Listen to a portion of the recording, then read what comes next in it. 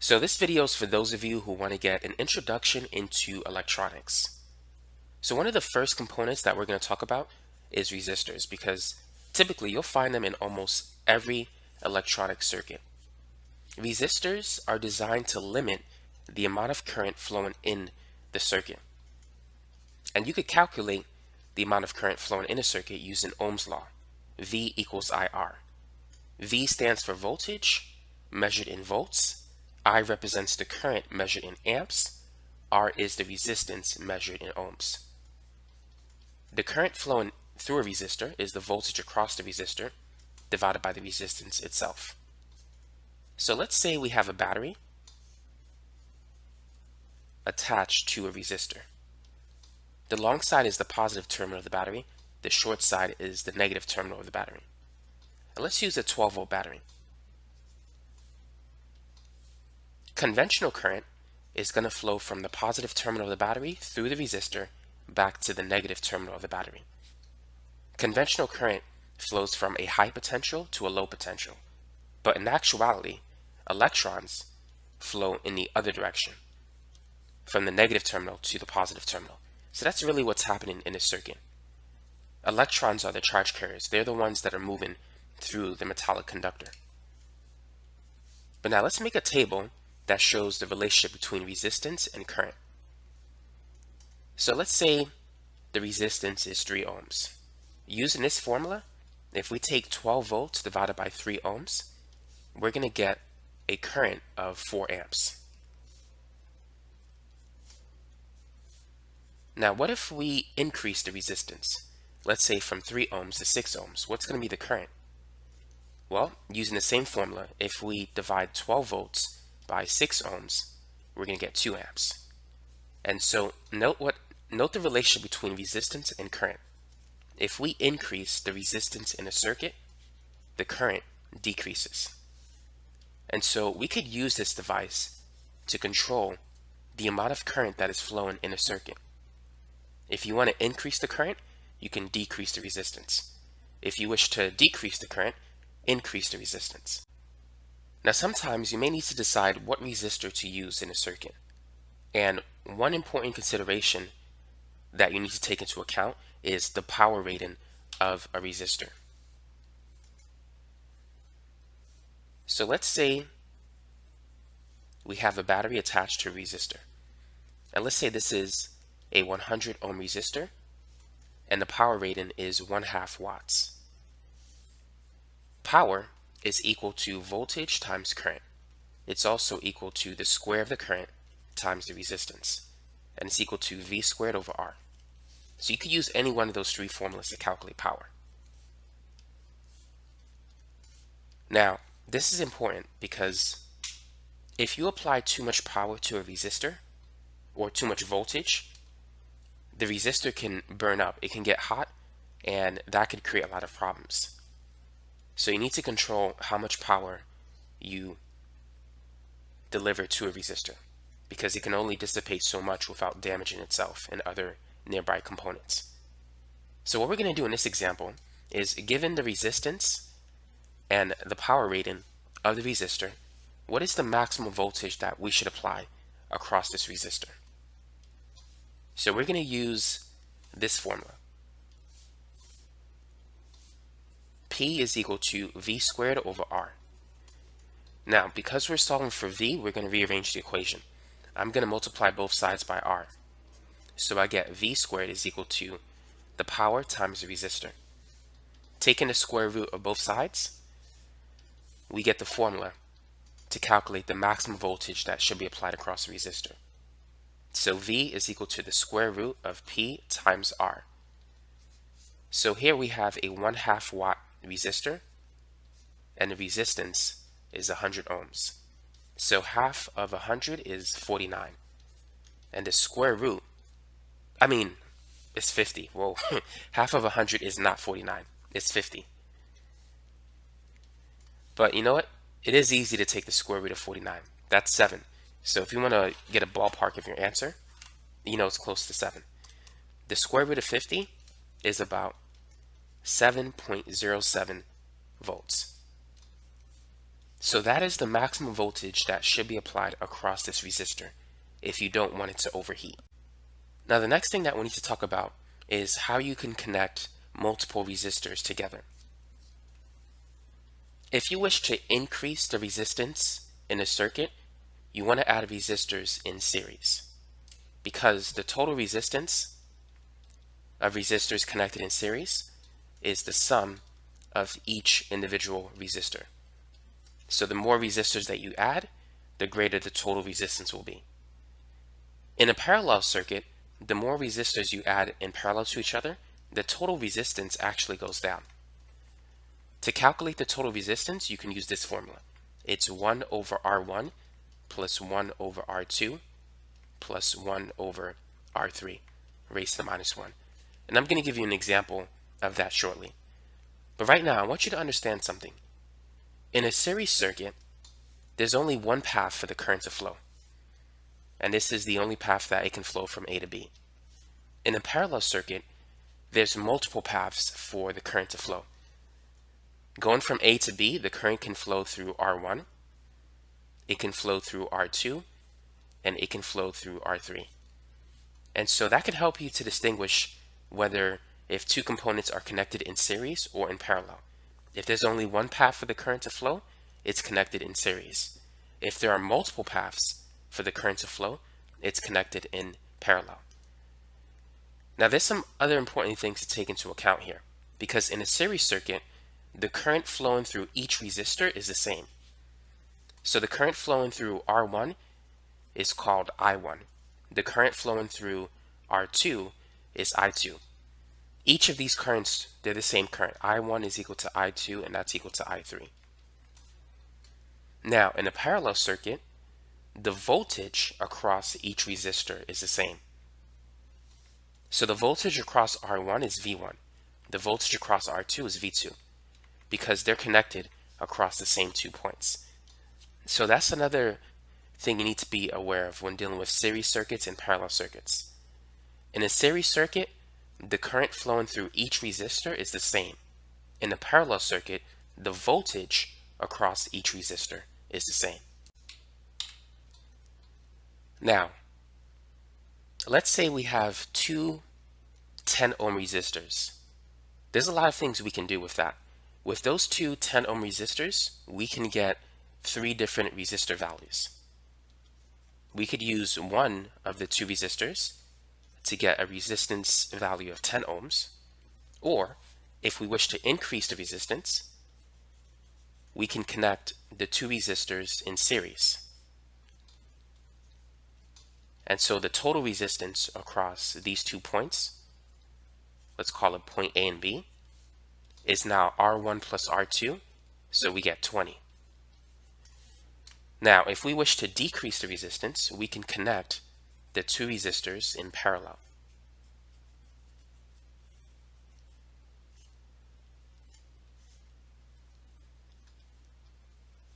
Now, whenever you connect 2 resistors in parallel, if the 2 resistors have the same value, if they're identical, the total resistance of the 2 identical resistors will be half of their respective values. So it's going to be 5 ohms. So thus, if you want to increase the resistance, connect resistors in series. If you wish to decrease the resistance, connect them in parallel. Now for those of you who want to see the calculation, it's going to be 1 over R1. R1 is 10 plus 1 over R2 raised to the minus 1. So 1 over 10 plus 1 over 10 is 2 over 10.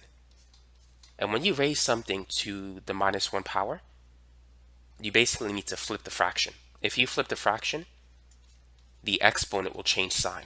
It will change from being negative 1 to positive 1. 10 over 2 to the first power is simply 10 over 2. And 10 divided by 2 is 5. And so anytime you connect 2 identical resistors in parallel, the total resistance will be half of their respective values. Now the next type of device that we need to talk about is the light bulb. The light bulb converts electricity into light energy. And this particular light bulb does so through a process known as incandescence. In incandescence, what happens is when a metal gets very hot, it's going to become red hot first, and as it gets hotter, the color changes. It'll turn yellow, it may even be white hot. And so when a metal is very hot, it begins to emit not only heat energy, but light energy. And so incandescence is a process where you can generate light by heating up a material. In this light bulb, there is a tiny wire called a filament. So this is going to be green color. And the reason why it has to be so thin is because if you have a lot of electrons flowing through a very thin wire, it's going to be very easy to heat up that metal wire. And as the metal wire gets hot, it's going to emit light if it reaches a high enough temperature. And so that's incandescence. When you apply an electric current through a very tiny piece of metal, it can get hot to the point where it emits light. Now, with these types of light bulbs, they're not very efficient in generating light energy. They work, but a lot of the energy is wasted as heat energy. They generate a lot of heat. And there's another type of device that we could use that can also generate light energy. And this is known as an LED, a light emitting diode. Let's use a green LED. A light emitting diode also converts electricity to light energy, but it does so more efficiently. It doesn't use the process of incandescence. In fact, LEDs are monochromatic light sources. They generate light of one specific wavelength. And as a result, these devices are very efficient at converting electricity into light energy. Very little heat is generated. They don't use up that much current. A typical green LED has a voltage drop of 2 volts. And the amount of current that usually flows through an LED can vary between 0.1 milliamps to 20. If you put too much current in an LED, it can burn out. So there are limits.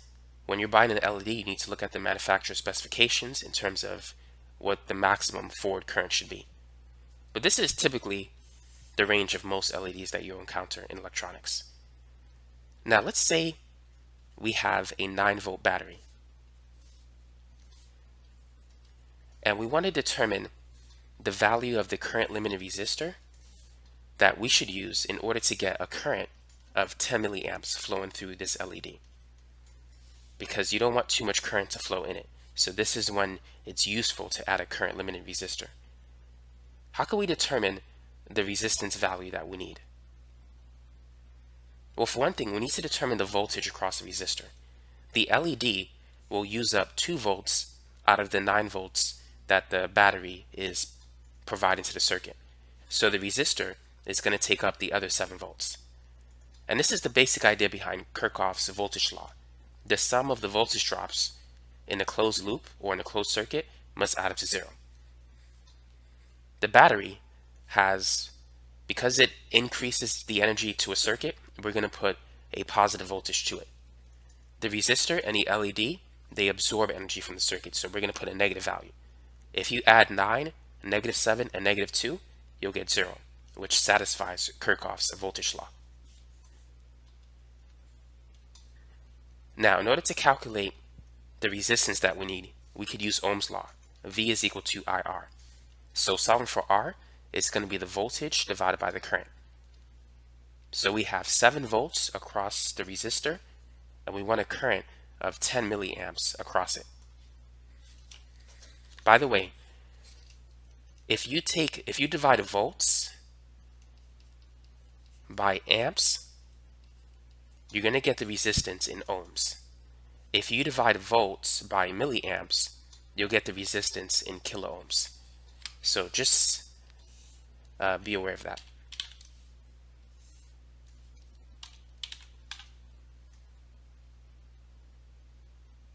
So if we take 7 volts divided by 10 milliamps, this is going to give us 0.7 kilo ohms. Now 1 kilo ohm is 1,000 ohms. So 0.7 kilo ohms is 700 ohms. So we need a 700 ohm resistor in order to get a current of approximately 10 milliamps in this circuit. Now the next type of device that I want to talk about is something known as a potentiometer. Now you might be wondering, what is a potentiometer? A potentiometer is a variable resistor. It's a device where you can adjust the resistance of a circuit. And that's pretty useful because you could use that to control the voltage across an element, or you could use it to control the amount of current in a circuit. But let's talk about the potentiometer. So here is the electrical symbol of a potentiometer. You can draw it this way. You can draw it this way. It's a variable resistor. But let's use this version of it. I want you to understand how it works. So let's call this point A, point B, and point C. Now let's say this is a 100 kilo ohm potentiometer. If C is at the middle of A and B, the resistance between A and C will be 50K. The resistance between B and C will be 50K. But the resistance between A and B is always 100K, and that's important. So let's say we move up point C closer to A. And this is still a 100K resistor. So the 100K potentiometer will still have a resistance of 100 kilo ohms between point A and B. That's not going to change. What changes is the relative resistance between A and C and B and C. So now, if the resistance between A and C is 25K, the resistance between B and C will be 75 kilo ohms. The sum total will always be 100 kilo ohms. And so sometimes you don't need to use all 3 points of a potentiometer. You may only need to use 2 of the 3 points. And so if we only use A and C, we can adjust the resistance of A and C from 0 kilo ohms to 100 kilo ohms. Now there's many applications of potentiometers. We won't be able to cover all of them in this video, but let's talk about the basics of it. One useful application of the potentiometer is using it for brightness control. Let me draw a better circuit. Sometimes my drawing skills is not what it should be.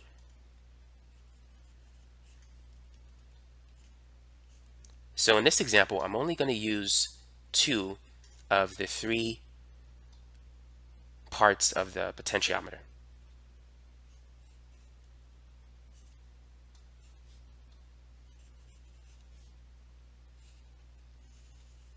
So let's use a 9-volt battery. And we're going to use a green LED with a voltage drop of 2 volts. Let's call this R1 and R2. And let's say that R1 is a 10 kilo ohm potentiometer. Let's call this point A, B, and C. So between A and B, the resistance is always 10 kilo ohms. But between A and C, it can vary between 0 and 10 kilo ohms. Now, if R1 goes to 0 kilo ohms, that's dangerous for the LED, because without R2 there, we could have too much current flowing through the LED. So R2 it serves to protect the LED in the event that R1 is tuned to 0 kilo ohms. So the maximum current of a typical LED is 20 milliamps. To determine our R2 value, let's assume R1 goes to 0. So R2 is going to be the voltage, which if we take the difference between 9 and 2 volts, the maximum voltage across R2 will be 7 volts, divided by a maximum current of 20 milliamps. Now, if you want to convert from milliamps to amps, divide by 1,000. 1 amp is 1,000 milliamps. So 20 divided by 1,000, that's 0.02. So 20 milliamps is 0.02 amps. 7 divided by 0.02 is 350. So we want R2 to be 350 ohms. So if R1 is set to 0K, the most or the maximum amount of current that we're going to get in the circuit is 20 milliamps, which means the LED will be super bright. But now, if R1 is tuned all the way to 10K, then the total resistance in the circuit will be 10K plus 350 ohms. So thus it will be 10.35 kilo ohms. Keep in mind, 350 ohms is 0.35 kilo ohms. So the max current, which will be voltage divided by resistance, that's going to be, we're going to have 7 volts across these two resistors equivalently if this goes up to 10K. So the total voltage across the two resistors will be no more than 7 volts due to the 2-volt drop of the LED. And the total resistance is 10.35 kilo ohms. Now remember, if you divide volts by amps, you get the resistance in ohms. If you divide volts by kilo ohms, you're going to get the current in milliamps. 7 divided by 10.35 kilo ohms is going to give us a current of 0.676 milliamps. So with this potentiometer, the current in the circuit can vary between 0.68 milliamps and 20 milliamps. So when R1 is set to 0K, the current is going to be very high, which means the LED will be super bright. If we adjust R1 to 10K, the current flowing in the circuit will be very low, which means the LED will be very dim. So thus we could use a potentiometer for brightness control. The potentiometer can help us to adjust the resistance in the circuit, thereby adjusting the current flowing in the circuit, thus controlling the brightness of the LED. So that's one of the many applications of potentiometers in electronics. Now, before moving on to the next topic, I want to mention a few things. For those of you who want more information on potentiometers, LEDs, how to calculate the current in series and parallel circuits, and even other things that I'm going to talk about later in this video, I'm going to post some links in the description section below this video. So feel free to take a look at that if you want access to other videos regarding electronic circuits. In addition, I have a playlist on electronics that you could find at my website, www.video-tutor.net. So if you want to see a playlist with electronics topics, feel free to take a look at that. And for those of you who want to see what equipment I've used when building electronic circuits and other science and tech stuff, you can check out my Amazon store. It's amazon.com/shop/the organic chemistry tutor. So if you want to see what type of multimedia I've been using or what type of electronic components that I've experimented with, and if you want to test it out yourself, you could find it all at this link. So feel free to take a look at that when you get a chance. Now the next thing that we're going to talk about is the voltage divider network using resistors, because the potentiometer is very useful in this case. So let's say we have two resistors and both of them is 10 ohms. And let's say we have a 12-volt battery. The voltage across the 10 ohm resistor will be half of the 12-volt battery. And let me give you the formula associated with this type of circuit. Let's call this R1 and R2. And let's call the voltage of the battery V.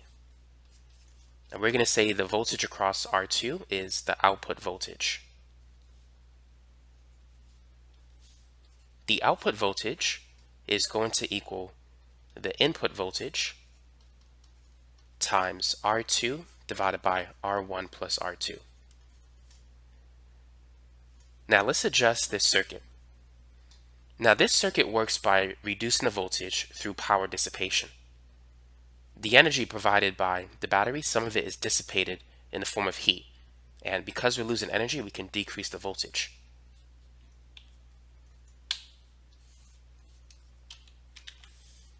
But now let's see how we can incorporate a potentiometer in this circuit.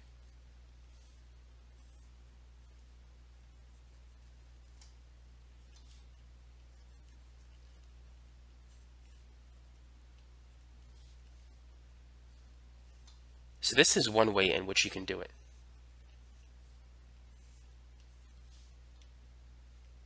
So let's say this is R2 and the potentiometer is R1. Let's say R2 is a 1 kilo ohm resistor and R1 is, let's say, let's make it a 10 kilo ohm resistor. And let's use a 12 volt battery. So what we're going to do is we're going to calculate the range of the voltage across R2. So R1 can vary between 0K and 10K. So let's calculate the output voltage when R1 is set to 0K. So we know the output voltage is going to be the input voltage, which is 12, times R2 over R1 plus R2. So when R1 is 0K, you can just eliminate R1 out of the equation. It's going to be R2 over R2, which cancels to 1. So the output voltage will be 12. So let's say V out is equal to 12 volts. Now what about if R1 is set to its maximum value?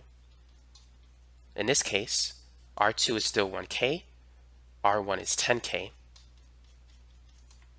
So it's going to be 12 times 1K divided by 11K. So the minimum voltage of this circuit will be 1.09 volts when R1 is adjusted to its maximum value. So using this potentiometer, we can adjust the voltage across R2 from approximately 1 volt to 12 volts. So that's another application of potentiometers. Now the way we connected this potentiometer was different than what we did before. This time, instead of just using 2 of the 3 pins, we used all 3. So I want to talk about when you see a circuit when you see a potentiometer connected that way. I want you to understand what's happening here.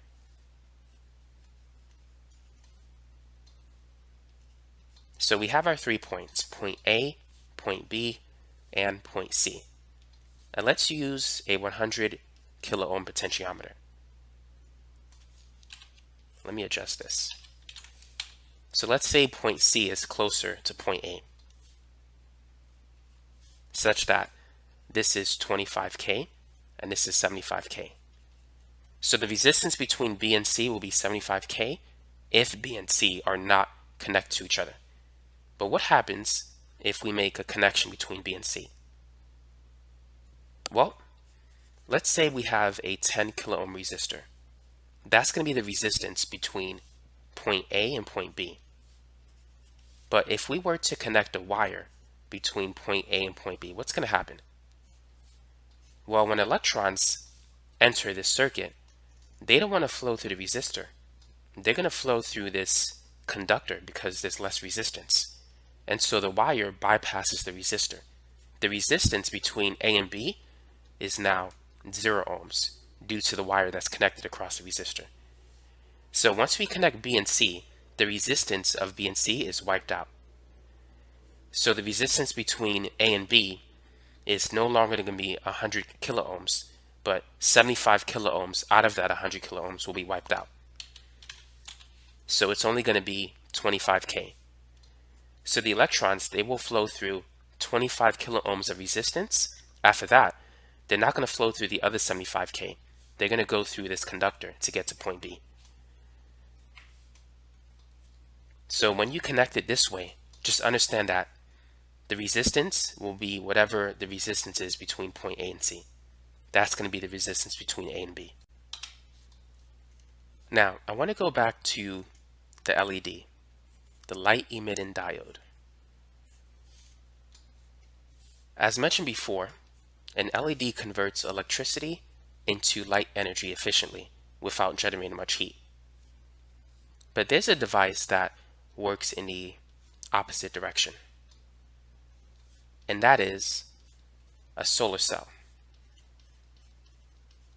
A solar cell converts light energy, typically from the sun, into electricity. And so a solar cell is a power source, more specifically a DC power source. It kind of works like a battery in the presence of light, generating electricity that can be used to power your circuits.